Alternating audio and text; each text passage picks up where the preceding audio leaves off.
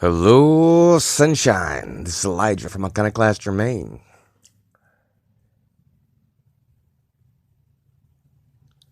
The alien origins of life and Louis motherfucking Pasteur.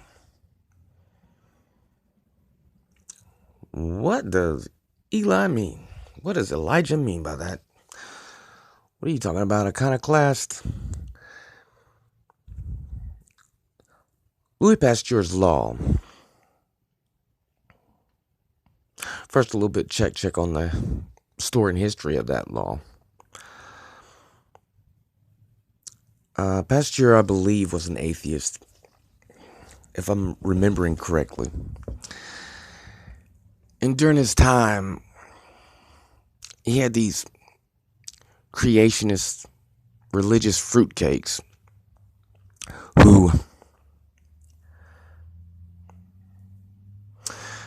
took some straw and crumbs or whatever and put them in like a jar or some kind of shit or a box, and they said, we can create life, some kind of shit.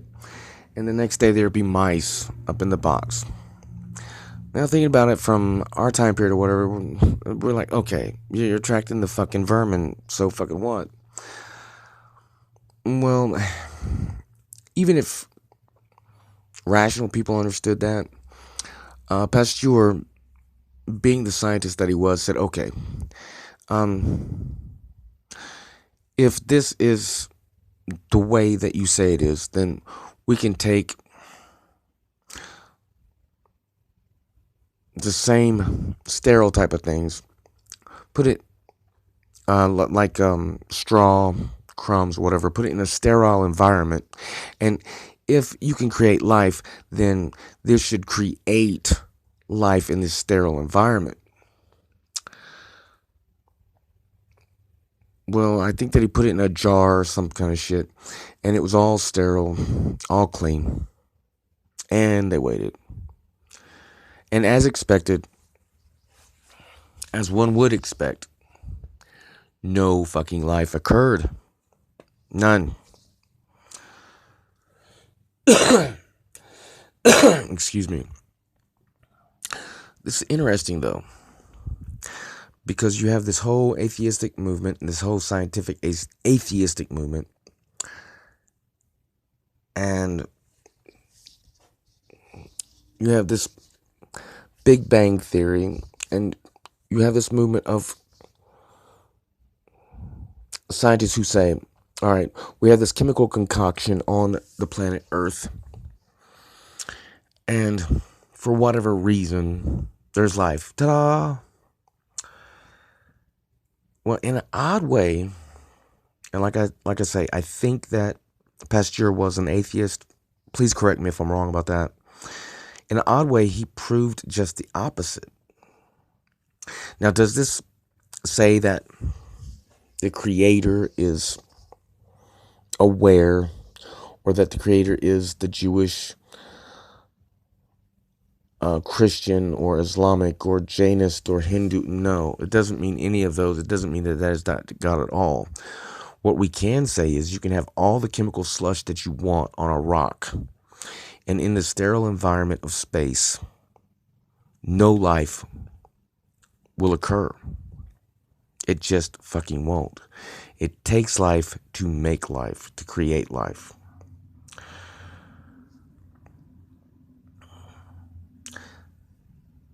So what the hell does this have to do with the alien origins of life? Well, my friends, life is viral and sometimes very parasitic. Life is bacterial.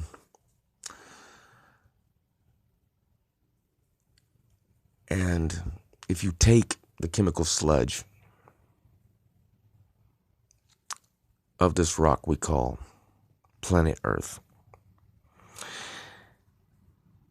and one would insert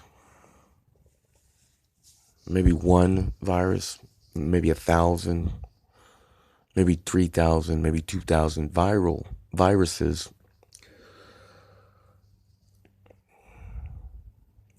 then You can have things like plants, animals, human beings. In the terms of evolution, evolution by itself does not and will not ever disprove a creator. What we can say, though, is that it does not prove, just because we can prove that something created this place and the life on it and in it. We cannot say that animals or humans have souls. We can't say that they don't, but scientifically we can say that there is a creator. Now I have to be very careful with that term creator or God, because it is not, I repeat, it is not what people think it is or what we have been taught that it is. We're just getting out of like this huge supernatural state of being, and at the same time, scientism, Darwinism, all these things have become atheism, agnosticism, all these things have become religions. And it is not helpful to prescribe to any of those beliefs. None.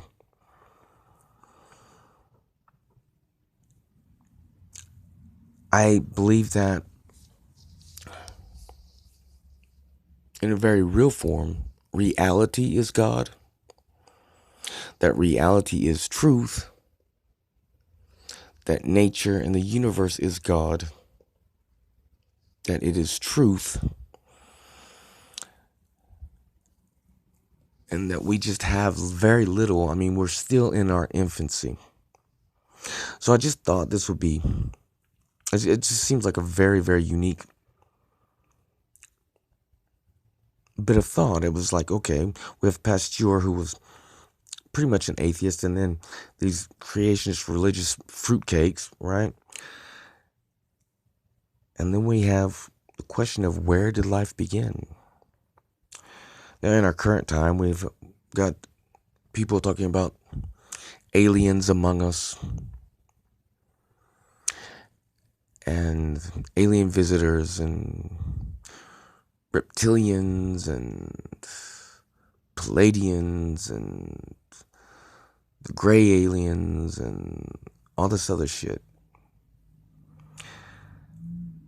Whenever it comes down to life is viral. Think about it. One of the only things that we have not had real success with in medicine are viruses. Our immune system can fight off some, and then others they can't fight off. We have had no real success with viral technology in medicine. Look at HIV, look at HPV, look at hepatitis C, look at these viruses. And we've had very limited success with these things. Why? Because viruses can go in and out of membranes. They can change and transform the very nature of our bodies, our bloodstreams, our chemicals within our bodies, our very genetics. Think about that. It's fascinating. It can be scary. It can also be very hopeful, bring about possibilities. But life is viral.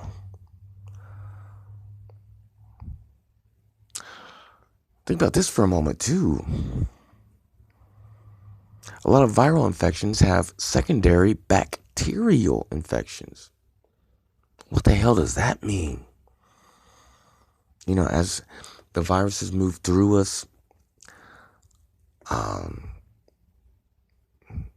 do they shit off the bacteria? Do our bodies put off the bacteria?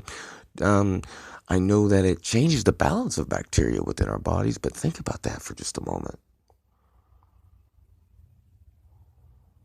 Viruses have secondary bacteria. Very strange, very strange. So, in a very real way, we all could have nothing but alien DNA. And that is not the strangest point of all. Before long, I'm going to put out a video on female mutants among us. Yeah, human female mutants. It's blew my fucking mind. I still haven't wrapped my mind completely around it or the implications of it. But it has to do with chimerism. Damn, it's chimerism. Yeah.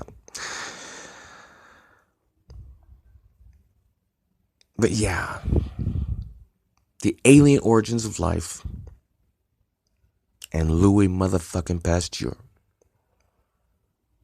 This has been Iconoclast Jermaine. I hope you have an insane great day. Take care of yourself, you sexy motherfuckers.